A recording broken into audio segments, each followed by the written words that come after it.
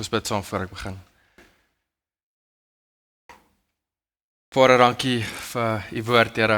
Dankie dat ons weer opgewonde kan wees oor wat u gaan vir ons sê vanoggend deur die woord, dat die Gees ons harte gaan oopmaak en ons gaan bemoedig, ons gaan waarsku en ons oë in hierdie besige wêreld weer net terug op u gaan sit, Here. Mag niks wat ek sê nie u hart wees nie, Here, mag niks wat ek sê nie u woord wees nie. Praat deur my, yet not I, but through Christ in me. Bid dit in Jesus naam. Amen. Ek het nog nooit in my lewe so baie dieselfde gedeelte gelees soos hierdie stuk vanoggend nie. En ek seker julle het dit al ervaar, maar partykeer lees jy 'n gedeelte jou hele lewe en jy dink dit sê iets, maar soos wat jy dieper gaan, besef jy dit is glad nie wat jy gedink het dit is nie. En hoe meer ek deur hierdie gedeelte gewerk het en hoe meer ek dit aanhou lees, selfs vanoggend nog 'n laaste keer, hoe meer word ek oortuig en rustig oor wat God hier vir ons wil sê in sy woord. En so ek sien baie uit vir vanoggend en ek bid dat julle ook met oop harte sal kom en dalk enige vooropgestelde idees sal by die huis los en met 'n oop hart sal my kyk na die woord vanoggend. So met dit in gedagte, kom ons lees, blaai saam na Johannes 5 toe. Die eerste gedeelte wat ek nou gaan lees gaan op die bord wees, maar hierna gaan ek weer teruggaan na Johannes toe en dan is dit nie op die bord nie, so julle moet op julle fone of in julle Bybels asseblief volg. En net voor ek begin lees, net weer 'n herinnering. Hierdie verhaal dien Johannes se groter doel. Johannes se groter doel het hy vir ons openbaar aan die einde van die boek en hy het gesê, ek skryf al hierdie dinge sodat julle sal glo dat ek die seun van God is, dat ek is wie ek gesê het ek is en deur te glo die lewe sal hê. Volheid van lewe hier op aarde en ewige lewe saam met Christus. En dan net nog iets om in gedagte te hou, ons sien ook in die agtergrond van hierdie gedeelte hoe die konflik tussen Jesus en die Joodse leiers begin toeneem, 'n konflik wat uiteindelik tot Jesus se kruisiging gelei het. So kom ons lees saam Johannes 5 vers 1 tot 18. Hierna was daar 'n fees van die Jode en Jesus het daarvoor Jerusalem toe gegaan. By die skaappoort in Jerusalem was daar 'n bad met die Hebreëse naam Bethesda. Dit het 5 pilaargange gehad, waar daar baie gestremdes gelê het, blindes, krepeles en lammes. Onder hulle was daar 'n sekere man wat al 38 jaar lank siek was. Jesus het hom sien lê en het geweet dat hy al baie lank siek was. Toe vra hy vir hom, wil jy gesond word? Die sieke het hom geantwoord, meneer, ek het niemand om my in die bad te sit as die water in beweging kom nie, en terwyl ek aansukkel, gaan iemand anders voor my in. Jesus sê toe vir hom, staan op, tel jou goed op en loop. Oombliklik het die man gesond geword, sy goed opgetel en geloop. Dit was 'n Sabbatdag. Die Jode sê toe vir die man wat genees is, dit is 'n Sabbatdag, jy mag nie jou goed dra nie. Maar hy antwoord hulle, die man wat my gesond gemaak het vir my gesê, tel jou goed op en loop. Hulle vra hom toe, wie is die man wat vir jou gesê het, tel jou goed op en loop? Die man wat gesond geword het egter nie geweet wie dit was nie, want Jesus het ongemerk weggegaan, omdat daar 'n klomp mense op die plek was. Later kry Jesus hom in die tempel en sê vir hom, kyk, jy is nou gesond, moet nou nie meer sonde doen nie, sodat daar nie iets ergers met jou gebeur nie. Die man het vir die Jode gaan vertel dat dit Jesus is wat hom gesond gemaak het. Die Jode het toe teen Jesus te velde getrek omdat hy dit op 'n Sabbatdag gedoen het. Maar Jesus het hom teen hulle verweer. My Vader werk tot nou toe en ek werk ook. Hieroor het die Jode nog des te meer probeer om Jesus dood te maak. Hy het nie net die Sabbatdag ontheilig nie, maar God ook sy eie Vader genoem en hom so met God gelykgestel. So Jesus is van Galilea af nou terug Jerusalem toe. En hy is terug as gevolg van die Joodse fees. Ons weet nie wat se fees dit is nie, maar ons weet dit is hoekom hy terug Jerusalem toe is. En hierdie verhaal speel af naby die skaappoort wat by 'n massiewe bad of 'n poel was wat bekend was as Bethesda. En hierdie poel, hierdie massiewe bad was baie naby aan die tempel gewees aan Jerusalem. So die bad Bethesda baie naby aan die poel wat naby aan die tempel was. En ons kan baie lank stil staan by die konteks hier, so daar's ongelooflik baie om te sê oor, maar ek gaan fokus op 'n paar dinge wat regtig saak maak vir wat hier gebeur in hierdie gedeelte, wat regtig saak maak. Eerstens, dit is topografies betroubaar. Wat beteken daai woord? Met ander woorde, as ek sê dit is topografies betroubaar, dit is 'n regte plek. So ons kan hierdie plek identifiseer. Hierdie plek is 'n plek wat nou nog geïdentifiseer kan word. Die argeologiese oorblyfsels van Bethesda, van hierdie poel, kan reg langs die Sint Anne kerk in Jerusalem vandag nog gevind word. So as jy die kerk wil gaan besoek in Jerusalem, jy sal die oorblyfsels van die poele nou nog daar sien.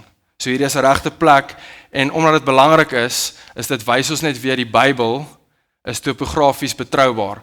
Hierdie het regtig gebeur, net soos die res van die skrif, dis nie opgemaakte stories nie, dis nie fairy tales nie, hierdie is regtig, hierdie het gebeur. En dan is daar 'n ander belangrike ding om te weet, die mense wat by hierdie poel bymekaar gekom het geglo, het die hoop gehad dat hierdie water hulle gaan genees. Maar dit het nie. Die water het hulle glad nie genees nie. Die spesifieke oortuiging was dat wanneer die water in beweging gekom het, wie ook al eerste in die water kon gekom het, sou genees geword het. En hulle het ook geglo dit was die engel van die Here wat die water laat roer het. En dan wou hulle in die water gekom het om genees te word. Julle sal sien in julle Bybels, vers 4 is in meeste Bybels nie meer nie. In vers 4 praat dit van die engel van die Here, hulle het dit later bygesit om te verduidelik wat die mense geglo het, maar dit was nie deel van die oorspronklike manuskripte nie, en dis hoekom dit in meeste van julle Bybels nie is nie, maar dit is die mite wat hulle geglo het. Maar dit verduidelik dalk nie nou, okay, dis 'n mite dat die engel van die Here dit geroer het, maar dit verduidelik nie hoekom het die water het in beweging gekom en toe het hulle gegaan. Hoe verduidelik ons daai water wat in beweging gekom het? Dit kan ook argeologies verklaar word. Die bad by Bethesda, dit is eintlik 'n massive swembad. En soos iemand van my hierdie week gesê het, dis nog groter as Jacob Zuma se swembad vir sy vure. So, dis omtrent, dis sulke groot bad, het uit 2 poele bestaan, 'n groter een en 'n kleiner een, en dit was deel van 'n ondergrondse natuurlike watersisteem. So, die water het in en uit daai sisteem uitgevloei van die groter bad na die kleiner een, en dit kan vir ons verduidelik hoekom daar hier en daar beweging plaasgevind het in die water. En so hulle het geglo dit was die engel van die Here en nou moet hulle go. Maar hier is die punt. Nou ek alles daai gesê, hier is die punt. Hulle het 'n valse hoop gehad. Dit was 'n mite, die water het niks gedoen nie. Okay. En daarom sien ons heel aan die begin van hierdie verhaal die gevaar van valse hoop. Die gevaar van valse hoop. Lees weer vinnig, nie vinnig nie, maar lees weer saam vers 1 tot 7. Hierna was daar weer 'n fees van die Jode en Jesus het daarvoor Jerusalem toe gegaan. By die skaappoort in Jerusalem was daar 'n bad met die Hebreëse naam Bethesda. Dit het 5 pilaargange gehad waar daar baie gestremdes gelê het, blindes, krepeles en lammes. Onder hulle was daar 'n sekere man wat al 38 jaar lank siek was. Jesus het hom sien lê en het geweet dat hy al baie lank siek was. Toe vra hy vir hom, wil jy gesond word? Die siek het geantwoord, meneer, ek het niemand om my in die bad te sit as die water in beweging kom nie. En terwyl ek aansukkel, gaan iemand anders vir my in. Ek het niemand wat my daar kan sit as die engel van die Here die water stuur nie. Dit is sy hoop gewees. Dit is die hoop van hierdie man gewees vir 38 jaar en dit is die hoop van al die mense wat om hierdie man sit. Saam met die man sit by hierdie water. My hoop is dat hierdie water, as dit in beweging kom, dat ek genees gaan word. En is maklik om te kyk na hierdie situasie en dit te lees en te dink, hoe hartseer is dit nie, dat hierdie mense hulle hoop plaas in iets so sinloos en absurd soos hierdie nie. Hoe absurd is dit? Ons doen mos glad nie dit nie. En ek gaan vir julle wys hoe ons situasie eintlik baie dieselfde is, as nie presies dieselfde as hierdie mense om hierdie swembad nie. Want ons plaas ons hoop elke liewe dag, vandag se mense plaas hulle hoop elke liewe dag in dinge wat geen hoop het nie. Want enigiets buite Jesus is daar geen hoop nie. Party mense bou hulle hoop op valse geloof. Daar is 'n huis naby aan waar ons bly, waar daar moslems omtrent elke dag by mekaar kom om te bid vir Allah, vir Mohammed. En hulle plaas hulle hoop op dit. 'n God wat nie bestaan nie. Ander plaas hulle hoop op boeddhisme. So mense plaas hulle hoop op valse geloof. Dan, baie mense plaas hulle hoop op die nuutste, populairste wêreldse filosofie idees. En hierdie filosofie kom ook in die kerk in. Die twee prominentstes onlangs is self-help en you are enough. So die hoop daar is dat ek vind die hoop in myself. En dit is amper die hopeloosste van al die hope, want my probleem is myself, is binne my. My probleem is my hart. So as ek hoop probeer vind hier binne, oor my hek, daar's nie hoop daar nie. So dis omtrent die hopeloosste van almal. En ons nog baie ander maniere hoe hierdie wêreld hulle hoop sit en goed buite Jesus. Ek dink net nog een wat belangrik is om te noem. En dis baie keer die moeilikste om te sien, veral vir mense in die kerk. Dis die moeilikste een om te sien. Dis die moeilikste vir my om te gesien het. En dit is dat ons hoop plaas in 'n opgemaakte Jesus, 'n self-opgemaakte Jesus, nie die Jesus van die Bybel nie. So ons plaas ons hoop in 'n Jesus wat amper soos 'n genie is, en hy gaan net vir ons alles gee wat ons graag wil hê. Gemak, gesondheid, wat ook al op my hart se begeertes is, by the way, my vleeslike begeertes. Psalm as hy sê, God gaan vir jou gee wat jou hart se begeertes is, voor dit sê dat hy gaan jou 'n nuwe hart gee. Maar ons het amper hierdie hoop op 'n selfgemaakte Jesus, wat net vir my gee wat ek graag wil hê. En ons plaas ons hoop op hom, ons oortuig onsself, ons hoop is op Jesus, maar ons hoop is eintlik op 'n opgemaakte Jesus, nie die Jesus van die Bybel nie. Sien, valse hoop lyk verskillend vir ons almal. En party mense plaas hulle hoop op goed wat nie so hopeloos lyk soos ander mense nie. Maar op die ou einde van die dag, of jou nou meer hopeloos lyk as iemand anders in, op die ou einde van die dag, as jy jou hoop op enige iets anders buite Jesus plaas, het jy geen hoop nie. Jesus sê in Johannes 14 vers 6, is dit hier op? Nee. Jesus sê in Johannes 14 vers 6, ek is die weg, die waarheid en die lewe. Ek is die weg, die waarheid en die lewe. So buite Jesus is daar nie 'n weg na die Vader nie. Buite Jesus is daar nie waarheid nie. Buite Jesus is daar nie lewe nie. En daarom ook geen hoop buite Jesus nie. Geen hoop. En so ons sien, ons is eintlik nie veel anders as hierdie mense wat hulle hoop plaas in hierdie watersysteem nie. Dat hierdie water hulle gaan genees nie. Ons mensdom, ons is nie veel anders nie. En dis hier waar Jesus se hart prakties sigbaar word. Sy deernis, sy compassion in Engels vir mense. Dis hier waar dit sigbaar word. Jesus weet dat hierdie man al vir 38 jaar lank hopeloos by hierdie poel sit en absoluut uit valse hoop vashou aan hierdie water. Hy weet dit. Hy weet sy hopeloosheid, hy weet sy pyn, hy weet sy siekte, hy weet alles. En Jesus neem die inisiatief en gaan na hom toe in sy hopeloosheid. En hy wil vir hom wys, jy plaas jou hoop hier in iets wat niks hoop vir jou het nie.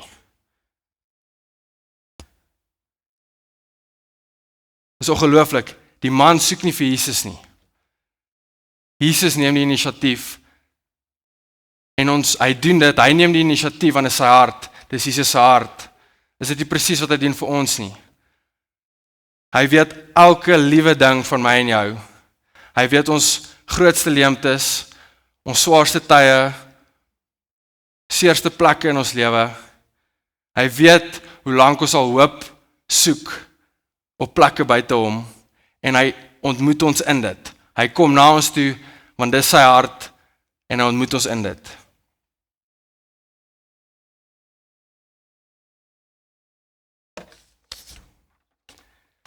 En dalk sit jy hier vanoggend en jy voel presies soos hierdie mense om hierdie poel gevoel het. En jy kan met hulle relate. Sorry vir my Engels hier en daar julle. Julle kan met hulle relate. Op hierdie stadium in jou lewe voel jy hopeloos, jou omstandighede is nie wat jy wil hê nie, wat ook al dit mag wees, verhoudings, gesondheid, wat ook al dit mag wees. En jy kan relate met hierdie mense wat om hierdie poel sit. En dalk sit jy en jy voel nie so nie, van buite af lyk jou lewe heel in orde en jy dink nee wat, ek is nie hopeloos nie.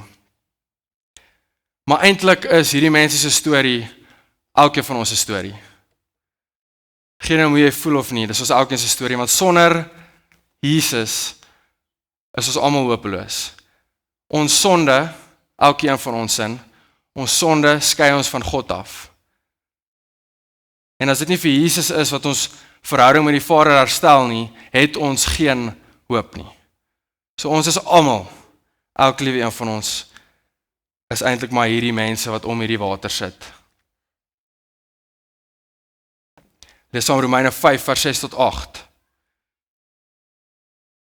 Toe ons nog magteloos was, hierdie woord net vinnig magteloos, dis dieselfde Griekse stamwoord wat gebruik word in Johannes 5 vir gestremdes en siekes.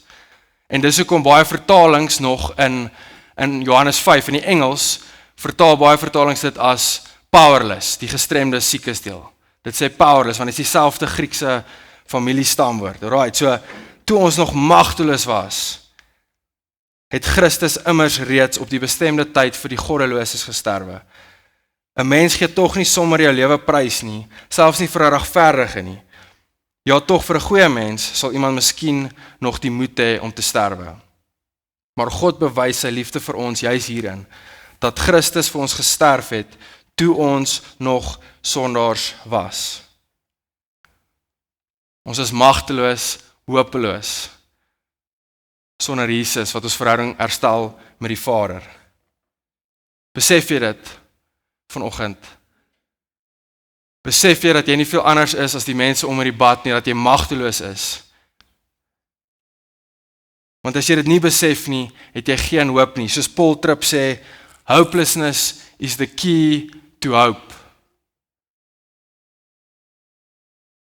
Ons almal is siek van sonde en het Jesus nodig, of ons dit besef of nie. En as jy dit nie glo nie, as jy nie glo dat jy magteloos is nie, dan is jy soos 'n siek mens, 'n kroniese siek mens wat 'n dokter nodig het, wat net deur die lewe gaan asof niks fout is nie. Jesus sê in Markus 2 vers 17, die wat gesond is, het nie 'n dokter nodig nie, maar die wat siek is. Ek het nie gekom om mense te roep wat op die regte pad is nie, maar sondaars.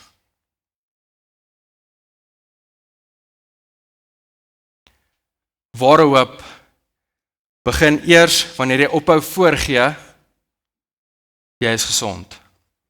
En eerlik erken, ek is siek, ek nodig vir Jesus. Dis waar ware hoop begin. Hou op voorgee dat jy okay is, dat jy 'n goeie mens is. Erken eerlik dat jy hopeloos is sonder Jesus, dat jy siek is van sonde en dat jy Jesus nodig het. Dis die begin van hoop, as jy besef hoe magteloos jy is. En is dan hier waar ons Jesus se krag sien. Jesus wys weer sy godheid en dat hy is wie hy gesê het, hy is. Want niemand daar om daai poele sou kon ontken dat dit Jesus is wat hierdie man gesond maak nie. Hy is al vir 38 jaar lank daar, almal weet hierdie man is al siek vir 38 jaar lank, en toe Jesus hom gesond maak, is daar niemand daar wat sou bevraagteken, hoe is hierdie man gesond gemaak nie. Niks en niemand anders, behalwe Jesus, het hierdie man gesond gemaak nie. En dit was ook nie sy geloof gewees nie. Ons sien niks in hierdie gedeelte van die man se geloof nie. Inteendeel, hierdie man weet nie eers wie Jesus is nie. So Jesus maak hom gesond deur sy krag en genade, ten spyte van al die man se redes hoekom hy nie gesond kan word nie. En hoe maak Jesus hom gesond? Deur te sê, staan op, tel jou goed op en loop. Dit is ongelooflik, Jesus spreek en onmiddellik vir almal om te sien, is die man genees. En dit wys weer vir ons hierdie hele beeld van Johannes, dat daar net krag is in God se woord. Nie in ons woorde nie, in sy woord. En ons sien dit reg deur die skrif, Johannes en reg deur die skrif. Kyk na die paar. Genesis 1. In die begin het God die hemel en die aarde geskep. Die aarde was heeltemal onbewoonbaar. Dit was donker op die diep waters, maar die gees van God het oor die waters gesweef. Toe het God gesê, laat daar lig wees, en daar was lig. Johannes 1. In die begin was die woord daar, en die woord was by God, en die woord was self God. Hy was reeds in die begin by God, alles het deur hom tot stand gekom. Ja, nie 'n enkele ding wat bestaan, het sonder hom tot stand gekom nie. In hom, Jesus, was daar lewe, en die lewe was die lig vir die mense. Kolossense 1 vers 16 tot 17. God het deur hom alles geskep, wat in die hemel en op die aarde is. Alles wat gesien kan word, en alles wat nie gesien kan word nie. Konings, heersers, maghebbers, gesagvoerders, alles is deur hom en vir hom geskep. Voor alles was hy al daar, en deur hom bly alles in stand. En dan die laaste in Hebreërs 1, ek gaan vers 1 ook lees. In die verlede het God baie keer en op baie maniere met ons voorvaders gepraat deur die profete, maar nou, in hierdie laaste dae, het hy met ons gepraat deur die Seun. God het hom, deur wie hy die wêreld geskep het, ook erfgenaam van alles gemaak. Uit hom straal die heerlikheid van God, en hy is die ewebeeld van die wese van God. Hy hou alle dinge deur sy magswoord in stand.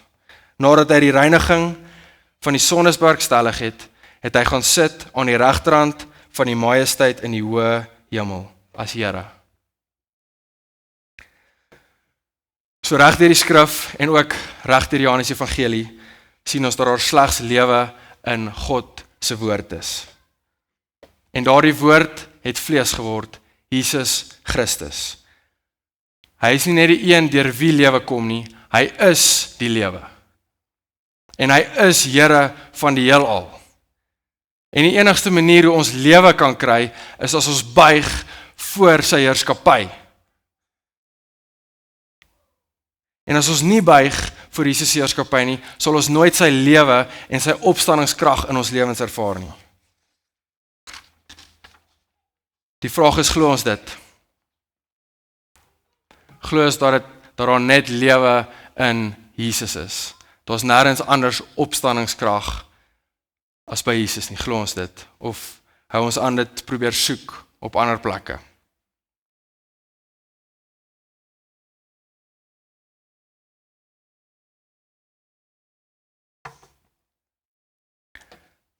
So Jesus maak hierdie man gesond, en hy doen dit op die Sabbat. Ja, geneem. En nou gaan julle al hoe meer begin sien, hoekom hierdie hartseer wonderwerk is, en ook hoe die konflik tussen Jesus en die Joodse leiers begin toeneem. Tweede gedeelte weer.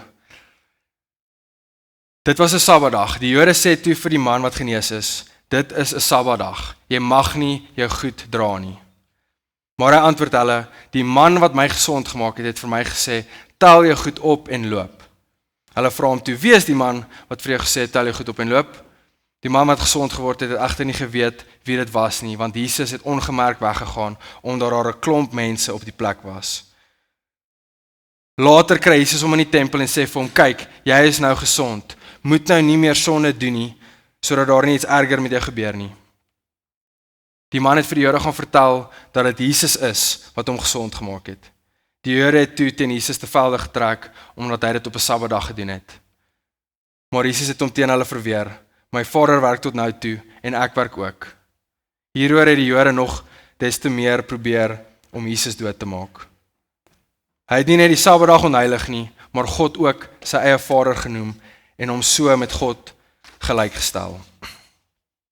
So in die breër konteks van die boek van Johannes, is hierdie die punt waar die konflik tussen Jesus en die Joodse leiers begin toeneem het. En die rede hoekom dit begin toeneem, is omdat Jesus op die Sabbatdag hierdie man gesond maak, en vir hom sê, tel op jou goed en loop. So hulle het gedink, Jesus sê vir hom, gaan werk. En die Joodse leiers was vas oortuig, Jesus het die Sabbatdag ontheilig. En dit is hoekom hulle hom begin vervolg het, maar dit is nie die hoofrede hoekom hulle op die einde hom wou doodmaak nie.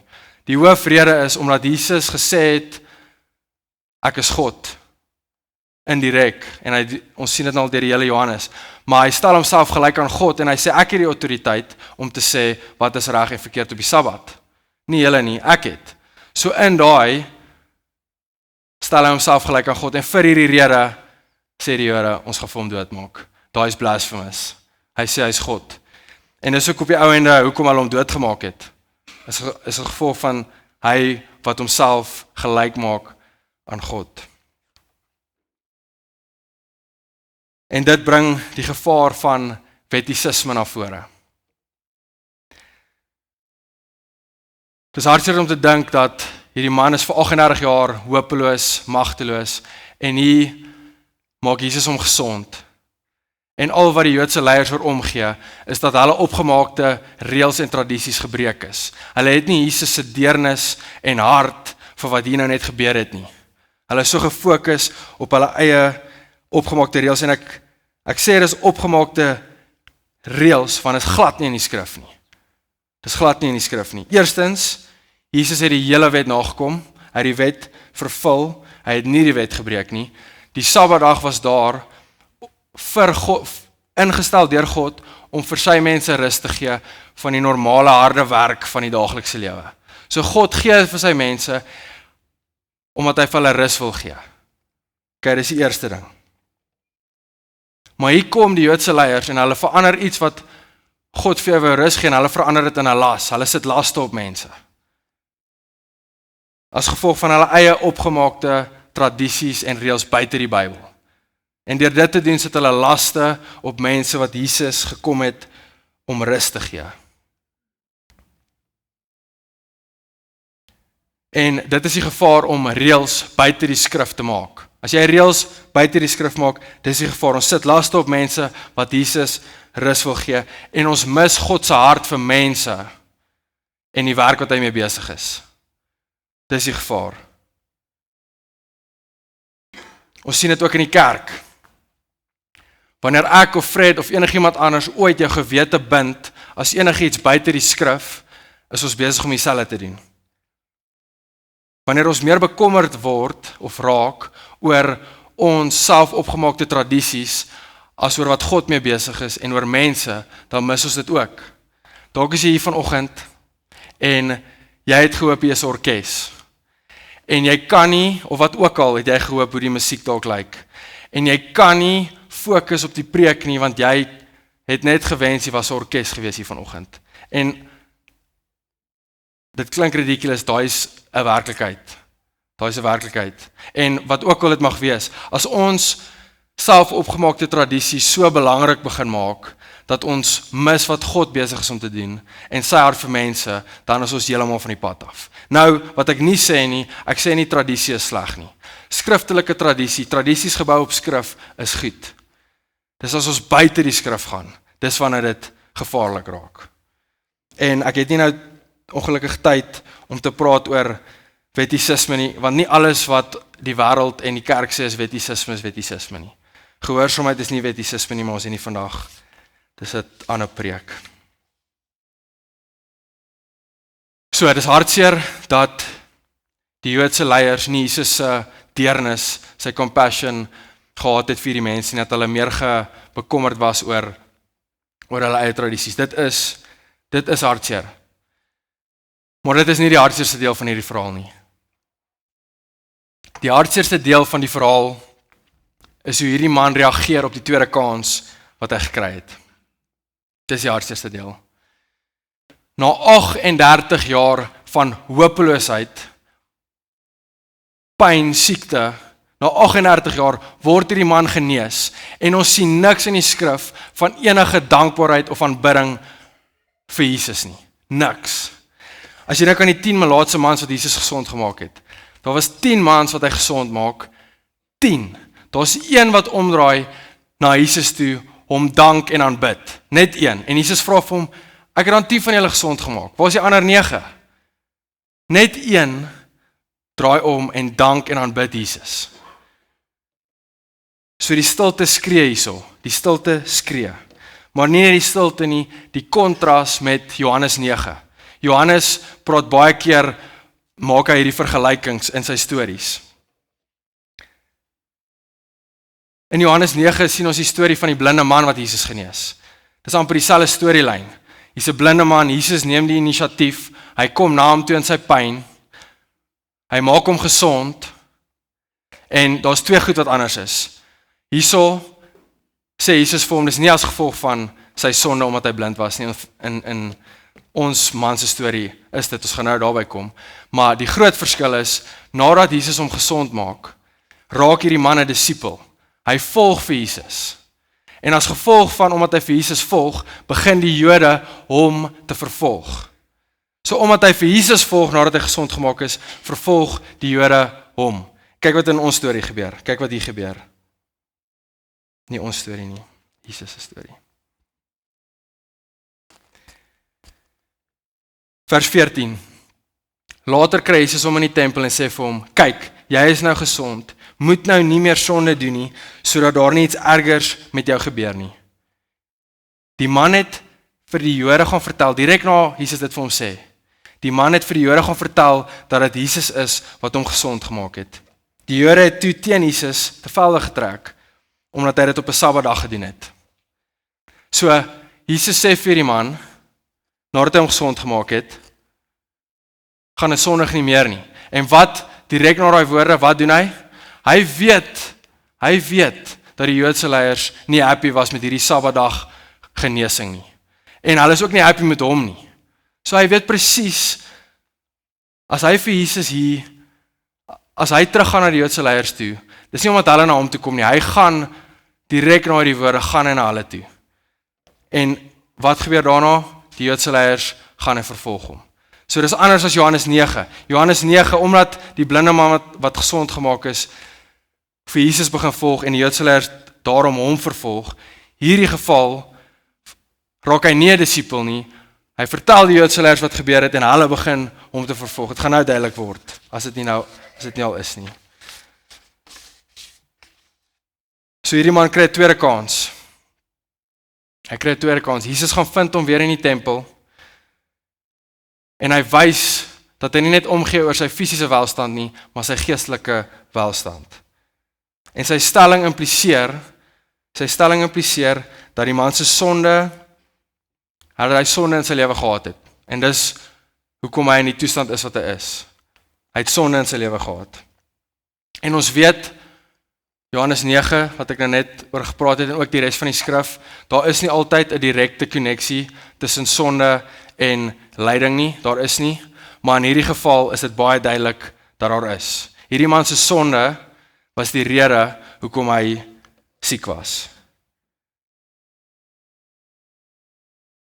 So sonde was 'n direkte oorsaak van sy lyding en Jesus gee vir hom 'n tweede kans.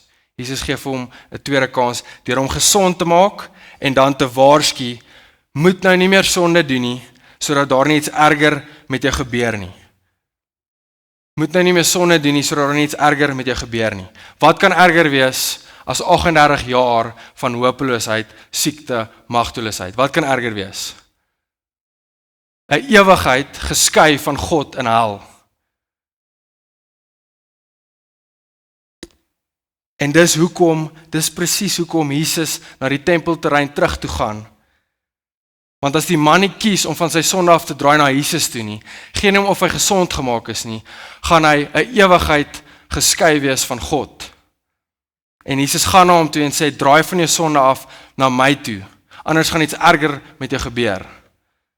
Jesus gee nie net om oor ons fisiese welstand, hy gee ook daarom, maar hy gee primêr om oor ons geestelike welstand.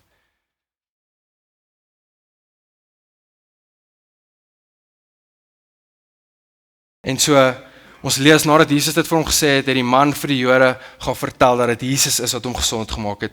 En toe het die Jode teen Jesus te velde getrek, omdat hy dit op die Sabbatdag gedoen het. Ek is nou eers by die gedeelte, dis kom ek die mekaar was.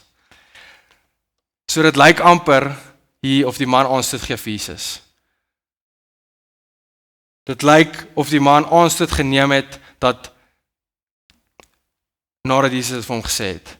En op die minste al dink jy nie, die man het nou aanstoot geneem wat Jesus vir hom gesê het nie, op die minste gee hy meer om oor sy eie lewe as oor Jesus sin, op die minste.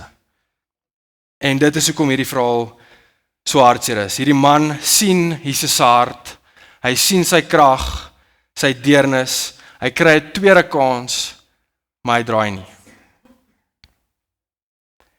En hier is die ding, jy kan met my verskil oor hoe die man reageer het, ons kan lekker praat die res van die week, maar dis nie die belangrike vraag vanoggend nie.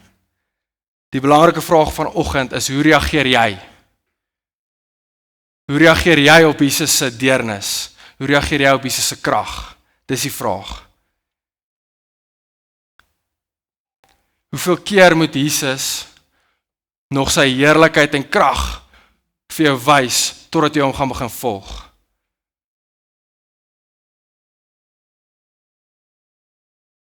Dis die hartseerste stories, is mense wat konstant hoor van die evangelie van Jesus se genade, mense wat self sy krag sien in die mense om hulle, maar wat nooit vir Jesus begin volg nie. Soos Judas. Judas hy het front row seat gehad van Jesus se deernis en krag, maar hy het op die ouene nooit 'n ware disipel van hom geword nie. En dis maar eintlik die storie van geskiedenis. Israel, keer op keer, Jesus wys hulle genade, hy wys hulle sy krag, en na dit draai hulle nie na hom toe nie, hulle gaan terug na hulle sonde toe. Keer op keer. En dit is ons elkeen, dit is nog vandag mense se reaksie op Jesus. Meeste mense, en ons almal, reageer nie soos wat Jesus wil hê ons moet reageer op sy genade en krag nie. As dit nie is vir die Heilige Gees wat ons harte verander nie, is ons net soos die res van die wêreld, 99% omtrent van hierdie wêreld, wat Jesus se krag en deernis ervaar, maar nie na hom toe dra nie.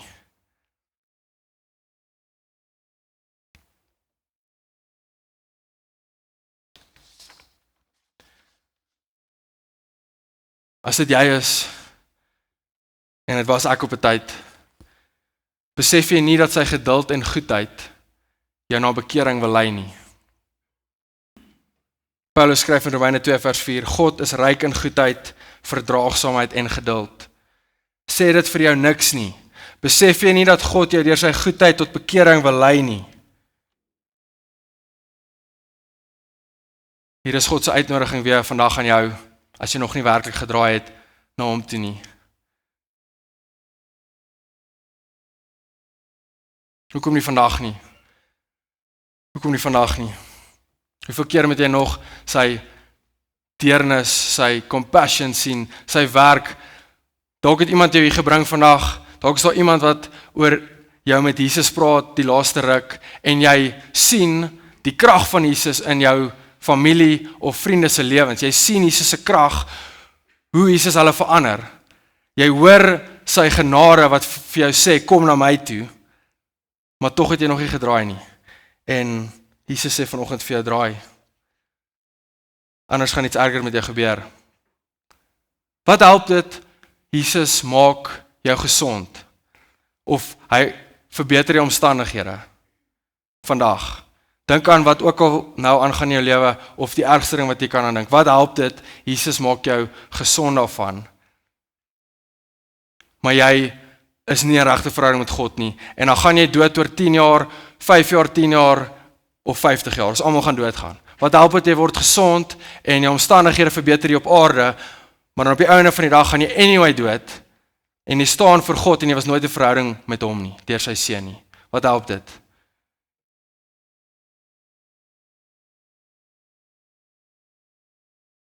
En dan net 'n laaste ding wat ek wil noem, wat ek dink belangrik is om te sê. Dalk sit jy vanoggend en jy is hopeloos oor die omstandighede, wat ook dit mag wees. Maar jy ken Jesus se hart, jy weet hy het die krag om jou gesond te maak. En jy volg Jesus, jy ken sy hart, en jy weet hy het die krag om jou gesond te maak. Ek wil vir jou 2 goed sê. Eerstens, hou aan pleit by die Here. Hou aan pleit by die Here. Hy hoor ons gebede. Ons kan hom aanhou vra. Hou aan pleit. God het die krag om jou omstandighede te verander. Hy het die krag om jou gesond te maak. Maar daarmee saam, weet ons, Jesus hoor ons gebede. En as hy nie my gebed antwoord, soos wat ek graag wil hê hy moet hom antwoord nie, beteken dit nie, ek het nie genoeg geloof gehad nie. Want ek glo, en ons almal, as jy glo dat Jesus die krag het om jou gesond te maak. So as hy dit nie doen nie, is dit nie omdat ek nie glo nie. Dis omdat sy maniere, his ways are higher than mine. En so ek vra, maar as hy nie antwoord soos wat ek wil hê hy moet antwoord nie, dan kan ek sy hart vertrou. Dat sy planne groter is as myne. En dat niks my kan skei van sy liefde nie, en dat hy my nooit sal los nie. Ek kan sy hart vertrou. En ek wil net hierdie getuienis vertel, sonder om hulle name te noem, wat jy dalk kan bemoedig, as dit jy is vanoggend. Daar's iemand wat 'n groot rol in my lewe al vir lank gespeel het, en sy vrou sukkel al vir jare met hartprobleme. En hulle volg die Here soos wat min mense die Here volg. En hulle bid al vir meer as 10 jaar dat die Here haar hart sal gesond maak. Want hulle het 3 kinders en daar is baie komplikasies wat met dit kom. Sy kan nie enige werk doen nie, daar is net baie lyding wat met dit kom. En hulle ken Jesus se hart, hulle weet hy het die krag om haar gesond te maak, en hulle bid. Hulle hou aan bid, al vir 10, 15 jaar, hulle bid nou nog. Hulle gaan nie ophou bid nie, want hulle mag vra, en hulle weet God kan. Maar in hierdie tyd, het God nog nie besluit om haar gesond te maak nie. Hy het besluit, hy gaan dit nog nie doen nie. En net van my kant af, ek dink nie hulle besef hoe die Here al hulle pyn gebruik het om sy glorie groot te maak in hierdie gemeenskap nie, maar net in my lewe,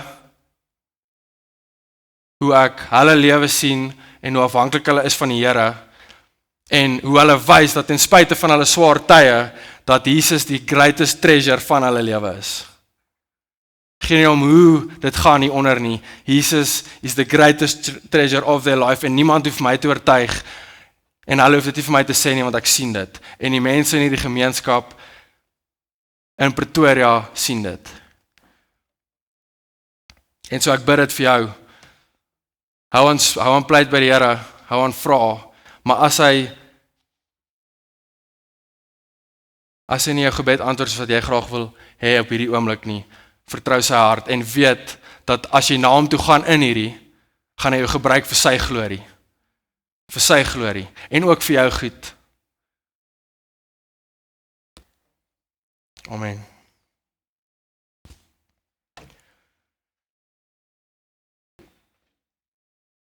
Vader, dankie vir u woord, Here. Here, ek bid as er enigiets is wat ek gesê het, wat nie van u af is nie, dat almal hier binne dit sal vergeet. Maar wat dit wat van u af is, op ons harte sal bly. Here, u is die enigste hoop wat ons het nie hoop buite u nie. Dankie vir u hart, dankie vir u deernis, u compassion, dat u na ons toe kom in ons hopeloosheid. Dankie dat u krag het om ons te verander.